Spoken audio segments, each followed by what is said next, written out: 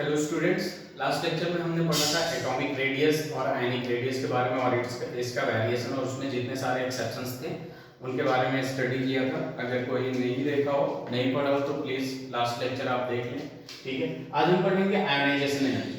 देखिए ionization energy क्या होता है, जैसे कि मान लीजिए कोई एलिमेंट एटम है, ठीक है, यहाँ पे क्या है आपका पॉजिटिव है और यहाँ इलेक्ट्रॉन, ये आपका न्यूक्लियस है, ठीक है, ये नेगेटिव और ये पॉजिटिव, इनमें क्या होगा, एक फोर्स ऑफ अट्रैक्शन होगा। ठीक है, अब हमें ये क्या करना है कि ये जो इलेक्ट्रॉन है, ठीक है, इसे हमें बाहर निकालना है, तो हमें यहाँ क्या देना पड़ेगा, एनर्जी देना पड़ेगा। ठीक है, एनर्जी से देकर इस बॉन्ड को क्या करेंगे, इन दोनों के बॉन्ड के बीच को तोड़ेंगे। ठीक है, पॉजिटिव फोर्स ऑफ अट्रैक्शन होगा, इलेक्ट्रोस्टैटिक फोर्स ऑफ अट्रैक्शन। तो इस एनर्जी को हम क्या कहते हैं, आयोनाइजेशन एनर्जी कहते हैं। ठीक है, तो हम इसको सबसे पहले डिफाइन करते हैं, energy required to remove an electron, energy required to remove an electron from an isolated gaseous atom। ठीक है, गैसियस एटम।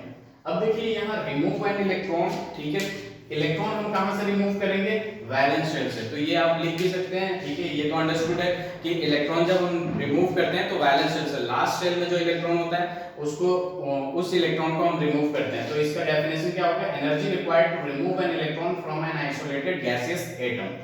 ओके, अब यहाँ देखेंगे जैसे कोई एटम है m, इसमें मैंने एनर्जी दिया और ये एक इलेक्ट्रॉन इससे बाहर निकाल दिया। ठीक है, तो एनर्जी अगर देते हैं, ठीक है, जैसे यहाँ पे डेल्टा H जो होगा वो क्या होगा, आपका पॉजिटिव होगा। क्या होगा, पॉजिटिव होगा। अब ये पॉजिटिव कैसे होगा, जैसे डेल्टा है यहाँ पे एनर्जी जो है, ठीक है, या तो एनर्जी एब्जॉर्ब करेगा, ठीक है, एनर्जी एब्जॉर्ब करेगा या फिर एनर्जी रिलीज करेगा।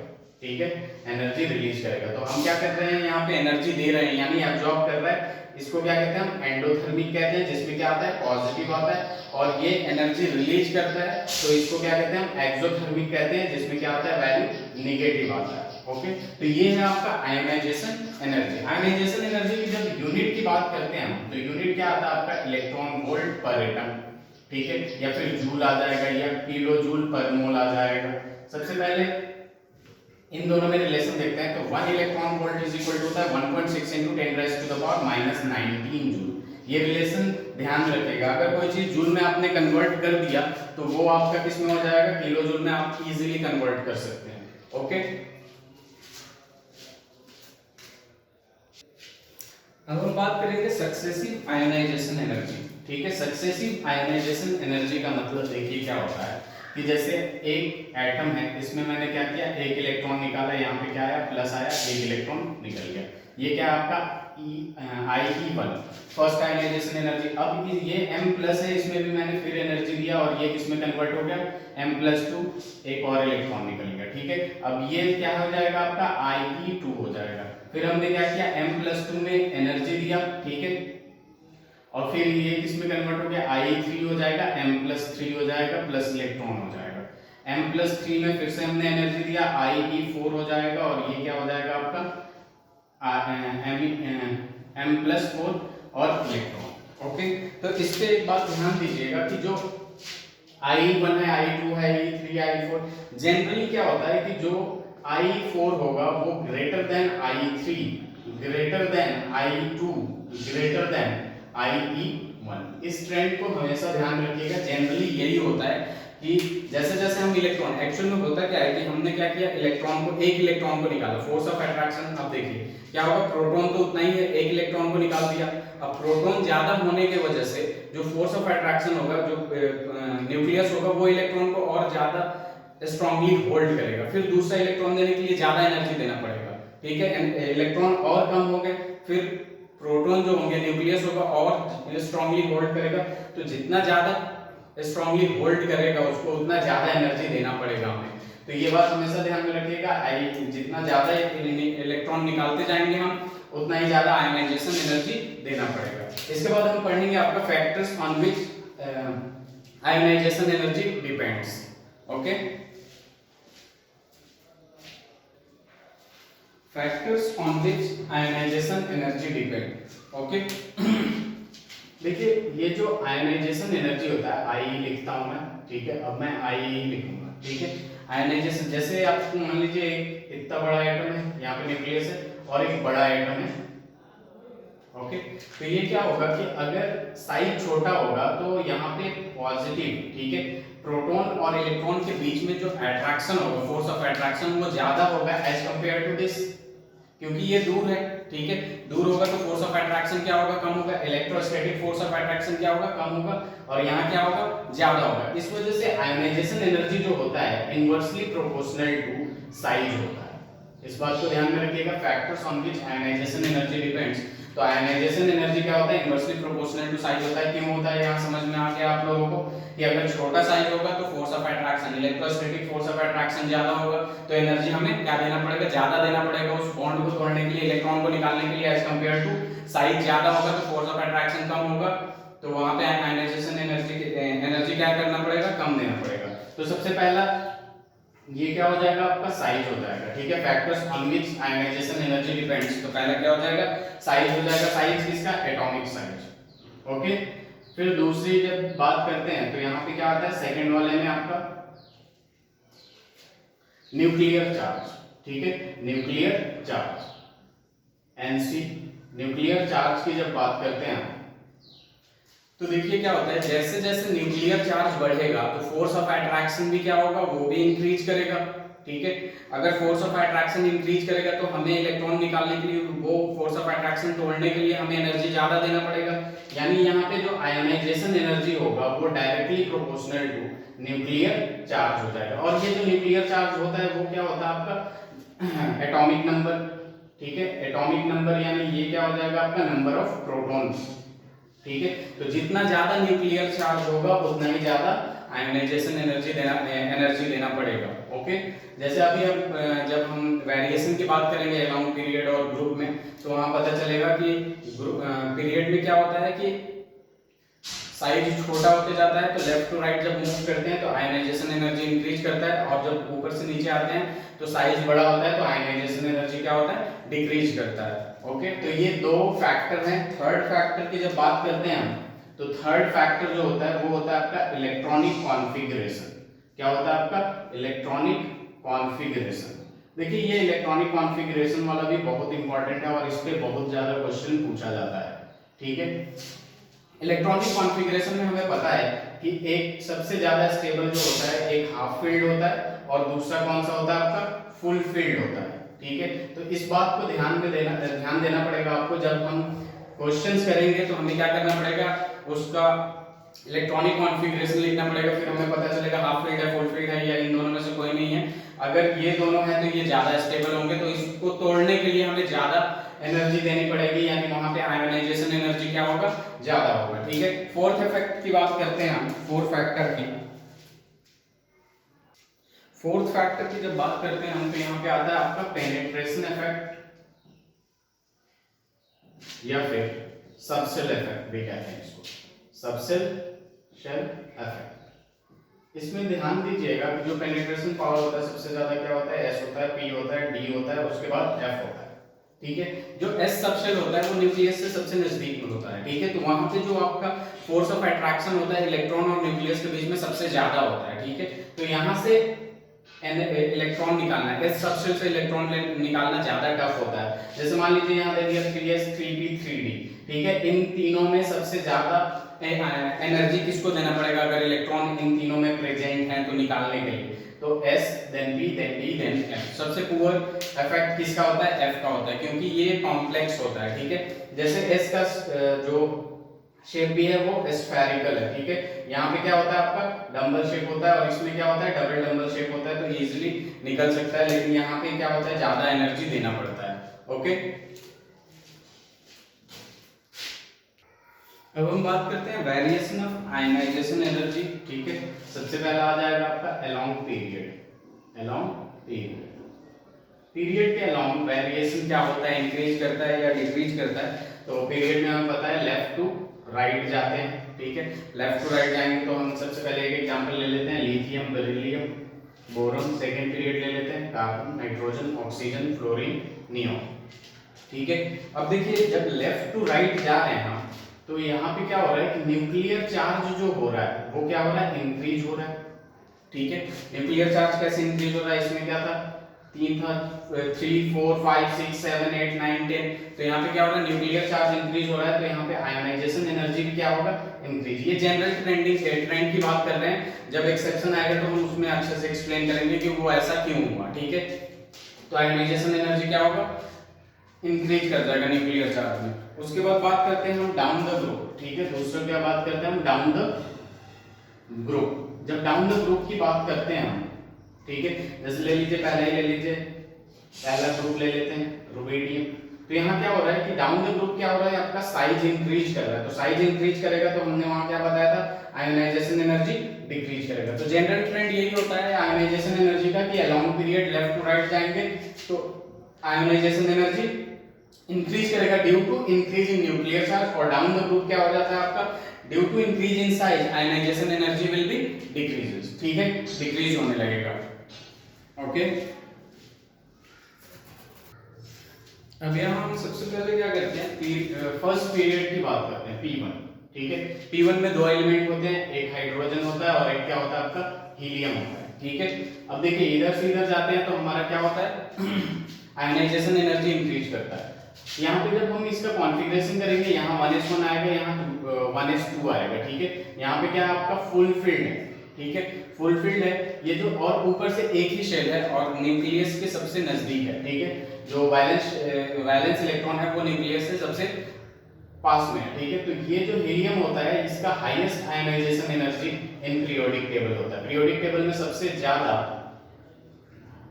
आयोनाइजेशन एनर्जी किसके पास होता है, हीलियम के पास होता है, ठीक है। जब हम P2 की बात करते हैं तो P2 में क्या आ जाता है आपका,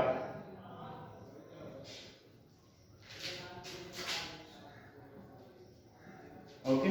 तो यहाँ से लेफ्ट टू राइट मूव करेंगे तो हमें पता है लेफ्ट टू राइट मूव करते हैं हम, तो हमारे पास क्या आता है आपका, कि आयोनाइजेशन एनर्जी इंक्रीज करता है, ठीक है। इसमें एक एक्सेप्शन है, देखिए क्या होता है कि जैसे जैसे हम लेफ्ट टू राइट मूव करते हैं तो हमें ये तो पता है कि जो लास्ट होगा 18th ग्रुप होगा वो उसका एनर्जी सबसे ज्यादा होगा, आयोनाइजेशन एनर्जी सबसे ज्यादा होगा, क्यों, क्योंकि वो नोबल गैस होता है, स्टेबल होता है, तो उसको तोड़ने में सबसे ज्यादा एनर्जी लगेगा, ठीक है। और भी इसमें कुछ चीजें हैं जिसे मुझे बताना है, हाफ फील्ड और फुल फील्ड की जब बात कर रहे थे, यहाँ पे जब हम इसका कॉन्फ़िगरेशन करेंगे तो यहाँ आएगा 1s2 2s1, यहाँ पे कॉन्फ़िगरेशन करेंगे 1s2 2s2, यहाँ पे कॉन्फ़िगरेशन करेंगे 1s2 2s2 2p1, ठीक है। अब ये सारी चीजों में तो सेम आएगा, यहाँ पे क्या आएगा 2p2 1s2 2s2 2p2 1s2 2s2 2p3, यहाँ पे क्या आ जाएगा 2p4 आ जाएगा, यहाँ क्या आ जाएगा 2p5 आ जाएगा, यहाँ 2p6।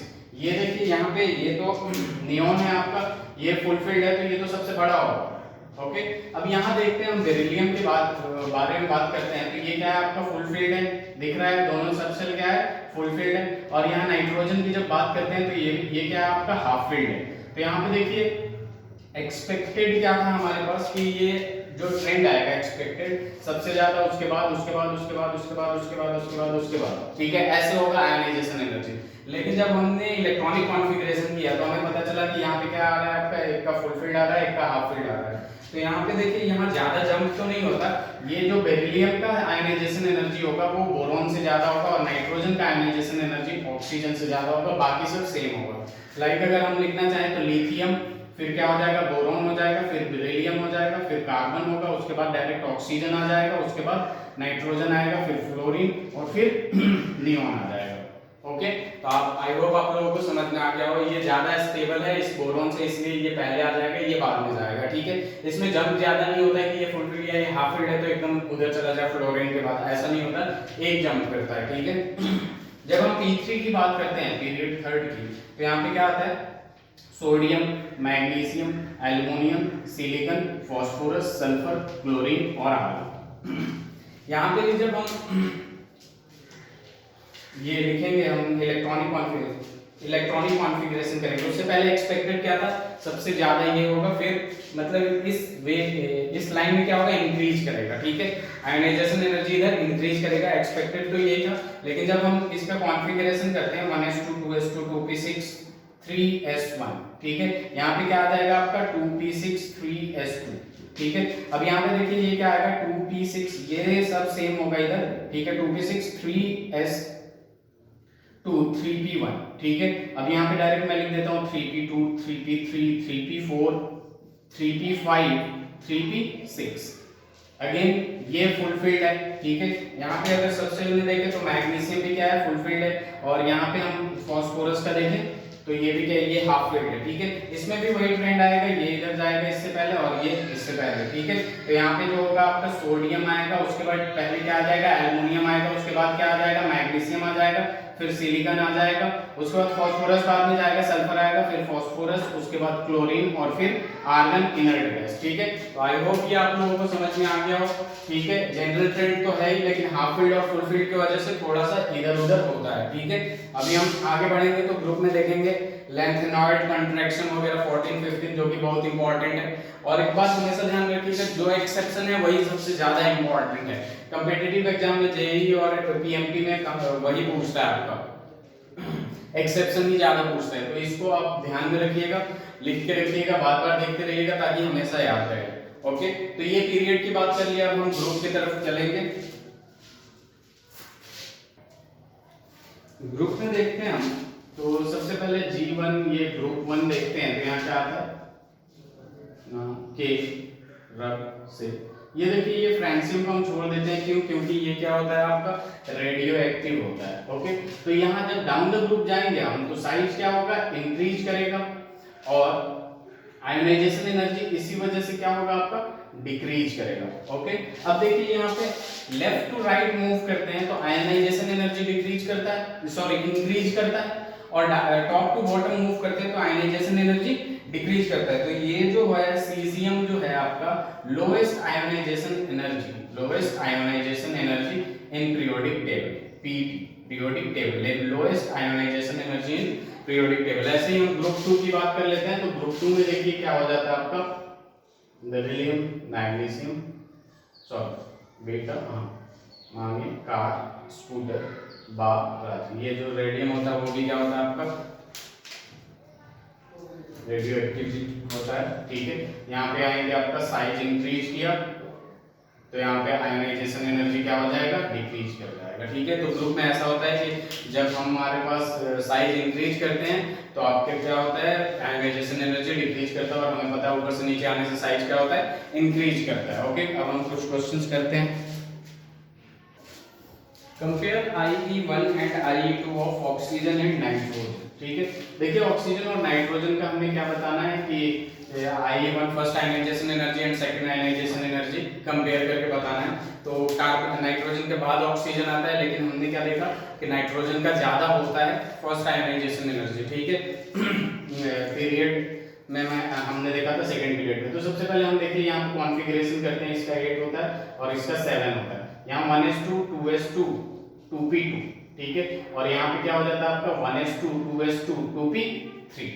अब ये क्या है आपका, हाफ फील्ड है, हाफ फील्ड है, ठीक है, हाफ फील्ड है। तो यहाँ पे क्या होगा आपका, फर्स्ट आयोनाइजेशन एनर्जी जो IE1 होगा, और यहाँ पे हाफ फील्ड नहीं है, ठीक है, 2p4 होगा, सॉरी यहाँ पे 2p2 लिखा था मैं, 2p4 होगा। और फर्स्ट आयोनाइजेशन यहाँ हाफ फील्ड नहीं है, तो यहाँ पे क्या हो जाएगा, ये O प्लस में चला जाएगा, एक इलेक्ट्रॉन निकल गया, और यहाँ N प्लस में चला जाएगा। ओके, अब यहाँ पे देखिए इसका जब कॉन्फ़िगरेशन करेंगे तो यहाँ क्या आएगा, 1s2 2s2 2p3, और यहाँ आ जाएगा 1s2 2s2 2p2, ठीक है। फिर हमने क्या किया, एनर्जी दिया इसको IE2, और यहाँ पे आ जाएगा O+2 में, और यहाँ पे भी हमने एक एनर्जी दिया, तो ये क्या हो जाएगा IE2 N+2 में चला गया, ठीक है।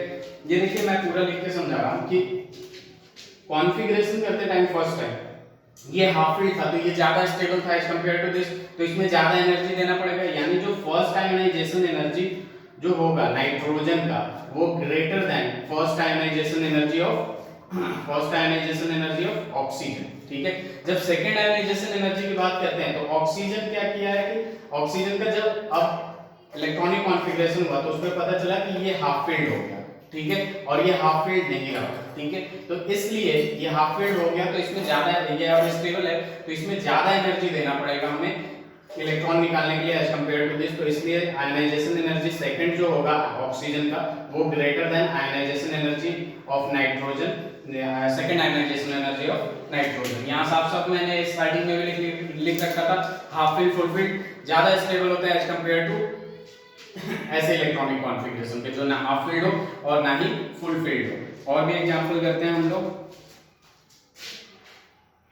Compare ionisation energy of N and N plus, ठीक है। सबसे पहले नाइट्रोजन का अगर हम कॉन्फ़िगरेशन करते हैं तो यहाँ क्या आएगा, M-2 2s2 2p3, ठीक है। अब इसमें हमने क्या किया, फर्स्ट आयनाइजेशन एनर्जी लगाया और एक इलेक्ट्रॉन निकाल दिया, ये क्या होगा n+, फिर से हमने एक आयनाइजेशन एनर्जी लगाया और ये कितना लगा दिया n+2 पे, ठीक है। तो यहाँ n और n+ की बात करनी है हमें, ठीक है। देखिए एक बात हमेशा ध्यान में रखिएगा कि जो जनरल ट्रेंड है, ठीक है, कि जितना ज्यादा आयनाइजेशन एनर्जी, जैसे ये हो गया आपका, यही लिखा था ना मैं स्टार्टिंग में, तो जो इलेक्ट्रॉनिक कॉन्फ़िगरेशन वाला कॉन्सेप्ट है वो आप हमेशा डिफरेंट एलिमेंट का जब कंपैरिजन दिया होगा वहां अप्लाई करिएगा, नहीं तो जो जनरल ट्रेंड है वही अप्लाई होता है, ठीक है। यहाँ पे ये नो डाउट यहाँ क्या है, हाफ फील्ड है, ठीक है। लेकिन यहाँ पे क्या होगा कि इलेक्ट्रॉन जब निकल जाएगा, ठीक है, क्योंकि हम यहाँ पे किसकी बात कर रहे हैं, सेम एलिमेंट की बात कर रहे हैं, इलेक्ट्रॉन निकल जाएगा तो फोर्स ऑफ अट्रैक्शन इतना बढ़ जाएगा इलेक्ट्रॉन और प्रोटॉन के बीच में कि ये जो हाफ फील्ड है इससे ज्यादा एनर्जी यहाँ देना पड़ेगा, इस वजह से N2+ का ज्यादा होगा एज कंपेयर टू N का, ओके। ये जो वैल्यू है ये एक्सपेरिमेंटली निकलते हैं, उसके बाद हम इसमें हम लॉजिक देते हैं, ओके। यहाँ अब हम एक एक्सेप्शन की बात करते हैं, जो ग्रुप एक्सेप्शन होता है, ठीक है। अब यहाँ पे जो ग्रुप की बात कर रहे हैं, 13 ग्रुप की बात कर रहे हैं, ठीक है, ग्रुप 13। तो यहाँ हमें पता है ये क्या होता है, बैंगन, आलू, गाजर इन थैलियम, ठीक है। तो यहाँ पे जो एक्सपेक्टेड अगर आयनाइजेशन एनर्जी एक्सपेक्टेड अगर लिखे हम ट्रेंड आयनाइजेशन एनर्जी का, तो एक्सपेक्टेड क्या है आपका, डाउन द ग्रुप डिक्रीज करेगा, डाउन द ग्रुप क्या होगा, डिक्रीज करेगा। लेकिन ये क्या होता है आपका, गलत होता है, डाउन द ग्रुप क्या होगा, डिक्रीज नहीं करेगा, ठीक है। इसको एक्सपेरिमेंटली देखा गया तो हम एक ग्राफ से समझेंगे कि इधर क्या आपका एटॉमिक साइज है, ठीक है, और इधर क्या आपका आयोनाइजेशन एनर्जी है, आई किस लिए है, आयोनाइजेशन एनर्जी। तो यहाँ एक W टाइप बनता है, ठीक है। यहाँ पे क्या होता है आपका बोरोन होता है, यहाँ एल्युमिनियम होता है, यहाँ गैलियम होता है, इंडियम होता है और यहाँ थैलियम।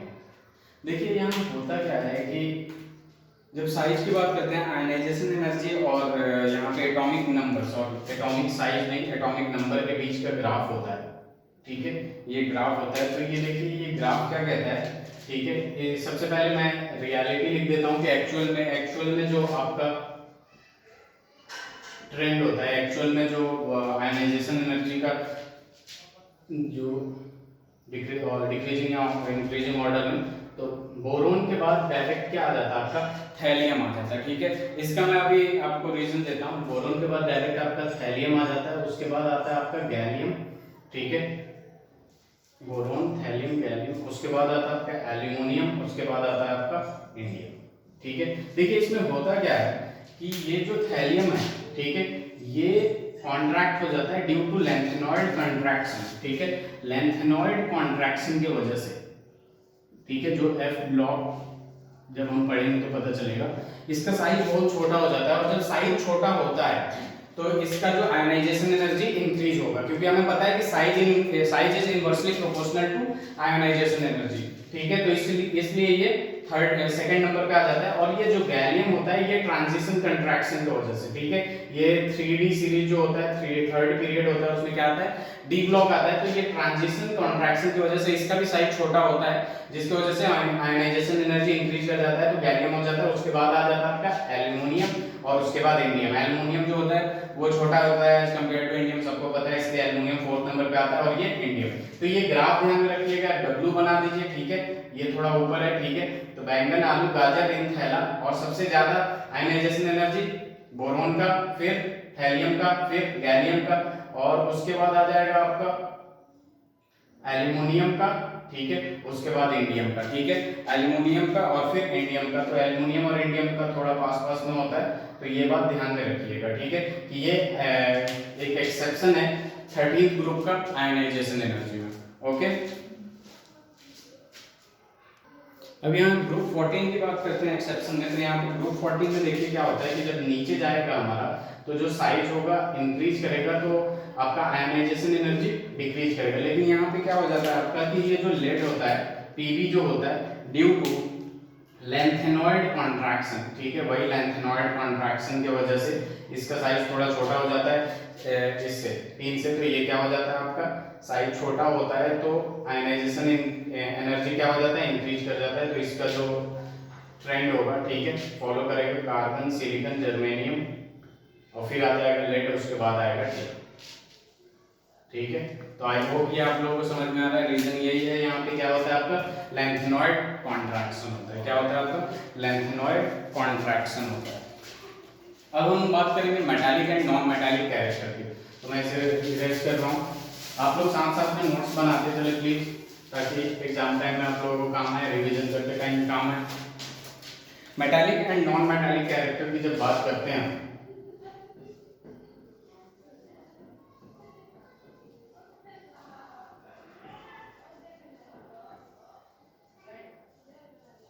तो देखिए मेटालिक, हमने यही सुना है कि मेटल क्या होते हैं जो इजीली इलेक्ट्रॉन दे दे, ठीक है, इजीली इलेक्ट्रॉन दे दे, और जो इलेक्ट्रॉन एक्सेप्ट करे इजीली उसे क्या कहते हैं नॉन मेटल कहते हैं, ठीक है। जैसे मान लीजिए कि आयनाइजेशन एनर्जी लो होगा तभी इलेक्ट्रॉन इजीली रिमूव होगा, यानी इलेक्ट्रॉन अगर इजीली रिमूव हो रहा है तो वो क्या होगा आपका मेटल होगा, ठीक है। अगर आयनाइजेशन एनर्जी ज्यादा होगा तो इलेक्ट्रॉन क्या होगा टफ होगा रिमूव करने में, तो वो क्या होते हैं आपके नॉन मेटल होते हैं। क्या होते हैं आपके नॉन मेटल होते हैं। या फिर मेटल या नॉन मेटल की जब हम बात करते हैं तो मेटल इज इलेक्ट्रोपॉजिटिव एलिमेंट होते हैं, नॉन मेटल इलेक्ट्रोनेगेटिव एलिमेंट होते हैं। इसको हम क्या कहते हैं इलेक्ट्रोपॉजिटिव एलिमेंट होते हैं, इलेक्ट्रोपॉजिटिव एलिमेंट, ठीक है, यानी ये इजीली इलेक्ट्रॉन दे देता है, और इसे क्या कहते हैं इलेक्ट्रोनेगेटिव एलिमेंट, ठीक है। इलेक्ट्रोनेगेटिव एलिमेंट का मतलब क्या होगा कि ये इजीली इलेक्ट्रॉन ले लेता है, ठीक है। तो यहाँ देखिए जब लेफ्ट टू राइट मूव कर रहे हैं, लेफ्ट टू राइट मूव कर रहे हैं तो हमारा आयोनाइजेशन एनर्जी इंक्रीज कर रहा है। लेफ्ट टू राइट मूव कर रहे हैं तो आयोनाइजेशन एनर्जी इंक्रीज कर रहा है, इसका मतलब नॉन मेटालिक कैरेक्टर क्या होगा इंक्रीज करेगा, नॉन मेटालिक कैरेक्टर इंक्रीज करेगा, ठीक है। एनएमसी लिख देता हूं मैं, नॉन मेटालिक कैरेक्टर। और जब टॉप टू बॉटम जा रहे हैं तो यहाँ पे क्या हो रहा है आयोनाइजेशन एनर्जी क्या होगा डिक्रीज करेगा, यानी मेटालिक कैरेक्टर एम और सी, मेटालिक कैरेक्टर क्या होगा इंक्रीज करेगा, ठीक है। अब देखिए यहाँ बात आती है एसिडिटी और बेसिसिटी की, ठीक है, एसिडिक कैरेक्टर और बेसिक कैरेक्टर, ठीक है। यहाँ पे एक बात हमेशा ध्यान में रखिएगा कि जो मेटल ऑक्साइड होते हैं यानी मेटालिक ऑक्साइड होते हैं, ठीक है, वो क्या होते हैं आपके बेसिक होते हैं। मेटालिक ऑक्साइड क्या होते हैं बेसिक होते हैं, और नॉन मेटालिक ऑक्साइड जो होते हैं वो क्या होते हैं एसिडिक होते हैं, नॉन मेटालिक ऑक्साइड, ठीक है, ये क्या होते हैं आपके एसिडिक होते हैं। इस बात को ध्यान दीजिए आप लोग कि अगर लेफ्ट टू राइट मूव करेंगे हम, ठीक है, तो नॉन मेटालिक कैरेक्टर बढ़ेगा, नॉन मेटालिक कैरेक्टर बढ़ेगा तो उसके नॉन मेटालिक का जो ऑक्साइड होगा वो भी बढ़ेगा, यानी ऑक्साइड यानी एसिडिक कैरेक्टर बढ़ेगा, यानी बेसिक कैरेक्टर डिक्रीज करेगा। जिधर नॉन मेटल है उधर एसिडिटी ज्यादा होगा, एसिडिक कैरेक्टर ज्यादा होगा, तो बेसिक कैरेक्टर क्या होगा कम होगा। टॉप टू बॉटम आएंगे तो मेटालिक कैरेक्टर इंक्रीज करेगा, मेटालिक कैरेक्टर इंक्रीज करेगा, इसका मतलब क्या हो गया आपका कि बेसिक कैरेक्टर भी इंक्रीज करेगा, ओके। ये दो क्वेश्चन मैं लिखा हूँ एसिडिक कैरेक्टर और बेसिक कैरेक्टर के, बताना है कि कौन सा ज्यादा इंक्रीजिंग और डिक्रीजिंग ऑर्डर में लिखना है। देखिए Li2O Na2O K2O, ठीक है, डाउन द ग्रुप ऑक्साइड तो same he, down the group जब जाते हैं तो मेटालिक कैरेक्टर बढ़ता है, मेटालिक कैरेक्टर बढ़ता है तो बेसिक कैरेक्टर भी बढ़ेगा। तो यहाँ क्या हो जाएगा K2O greater than Na2O greater than Li2O। I hope आप लोगों को समझ में आ रहा है, ठीक है। जो मेटालिक ऑक्साइड होता है वो क्या होता है बेसिक इन कैरेक्टर, और मेटालिक कैरेक्टर बढ़ेगा तो क्या होगा आपका बेसिक कैरेक्टर बढ़ेगा, down the group metallic character बढ़ता है, ठीक है। अब यहाँ बात करते हैं BeO B2O3 N2O5 और carbon, left to right beryllium boron nitrogen carbon, या फिर कार्बन नाइट्रोजन, कार्बन के बाद नाइट्रोजन आता है, तो लेफ्ट टू राइट मूव करते हैं तो क्या होता है आपका नॉन मेटालिक कैरेक्टर बढ़ता है, नॉन मेटालिक कैरेक्टर बढ़ता है यानी एसिडिक कैरेक्टर बढ़ता है। तो ये सबसे लास्ट वाला पहले आएगा N2O5, फिर CO2 और फिर B2O3 और उसके बाद क्या आ जाएगा BeO, ठीक है। इस बात को आप लोग ध्यान में रखिएगा, ठीक है। तो आई होप कि आप लोगों को समझ में आ गया हो। तो यहाँ अपना आयोनाइजेशन एनर्जी कंप्लीट होता है। आपको इसमें कोई भी प्रॉब्लम हो तो कमेंट सेक्शन में जरूर मेंशन करें। Thank you so much. Next lecture में हम इलेक्ट्रॉन एफिनिटी पढ़ेंगे।